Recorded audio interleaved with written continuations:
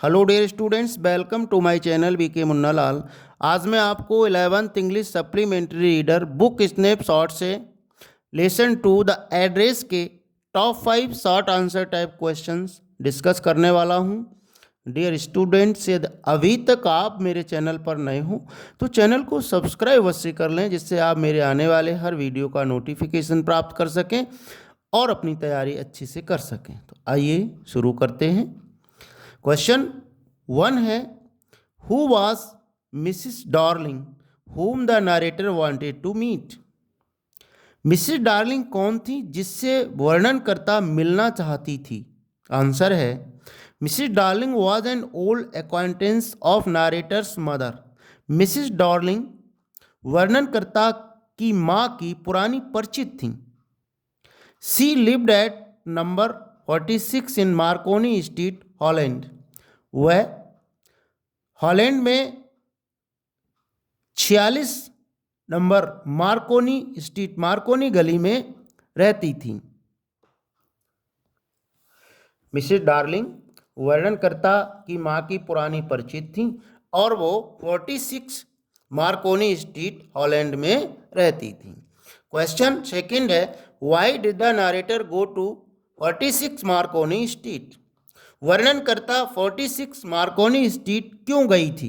Answer है, the narrator went to 46 Marconi Street to get all the possessions of her mother from her friend Mrs Darling.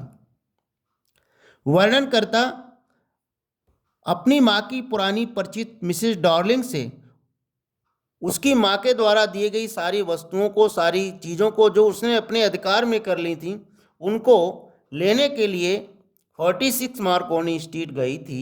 Who had all her valuable things during the war to keep them safe. Mrs Darling ने युद्ध के दौरान उनकी सभी कीमती चीज़ों को अपने पास सुरक्षित रखने के लिए ले लिया था।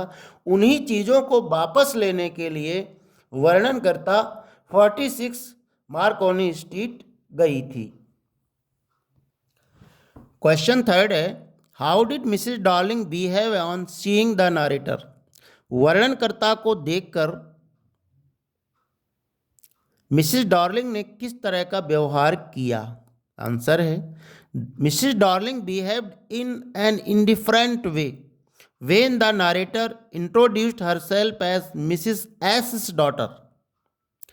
मिसिस डार्लिंग ने वर्णनकर्ता से बड़ी उदासीनता से व्यवहार किया जब उसने ये परिचय दिया कि वह मिसिस एस की बेटी है।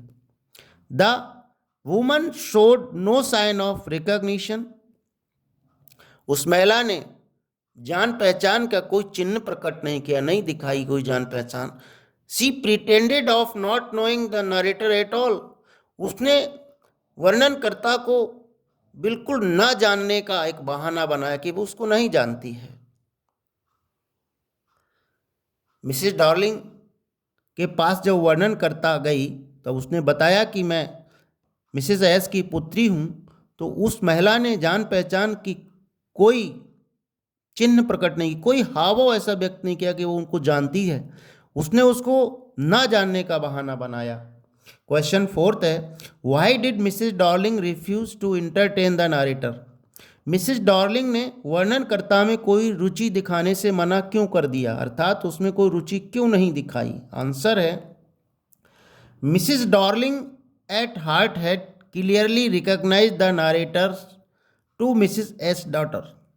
मिसिस डार्लिंग ने दिल से वर्णनकर्ता को ये पहचान लिया कि वो मिसिस एस की पुत्री है, but refuse to entertain her because she feared that narrator had come to take away all the valuable possessions of her mother which were in her possession। परंतु उसने उसमें कोई रुचि दिखाने से मना कर दिया था क्योंकि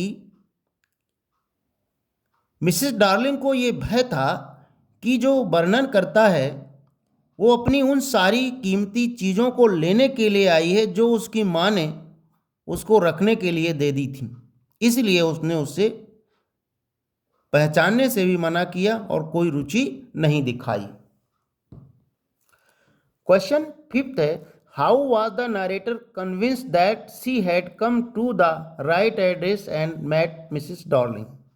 वर्णनकर्ता को कैसे विश्वास हुआ कि वह सही पते पर आई है और मिसिस डॉर्लिंग से मिली? आंसर है the narrator went to house number 46 Marconi Street. वर्णनकर्ता घर नंबर 46 मार्कॉनी स्ट्रीट गई। She recognise Mrs Darling who open the door. उसने मिसिस डार्लिंग को पहचान लिया जिन्होंने दरवाज़ा खोला था। She had no doubt that she had come to the right place. उसे कोई संदेह नहीं था कि वो सही जगह पर आई है। She also notice that Mrs Darling was wearing her mother's knitted green cardigan.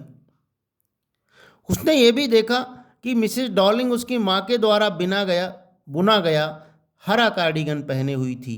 जो उसकी माँ ने स्वयं बुना था वह मिसिस डार्लिंग पहने हुई थी, इसलिए उसने पूरी तरह से उसको पहचान लिया। क्वेश्चन, एक एक्स्ट्रा क्वेश्चन है, why did narrator decide to forget the address? वर्णनकर्ता ने वह पता भूलने का फैसला क्यों किया? आंसर है the narrator decided to forget the address because he did not have the courage to face the things that were associated with her loved one who were no मोर।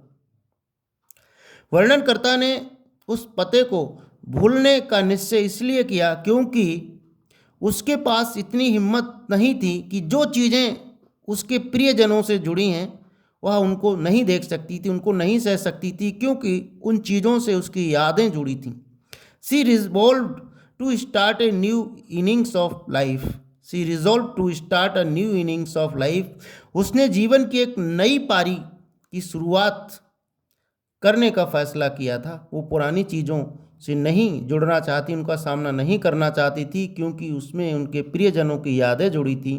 इसलिए उसने उस पते को भूलने का फैसला किया था। आशा है डियर स्टूडेंट्स ये वीडियो आपको पसंद आया होगा। पसंद आया हो तो लाइक कीजिएगा, शेयर कीजिएगा। Thanks for watching.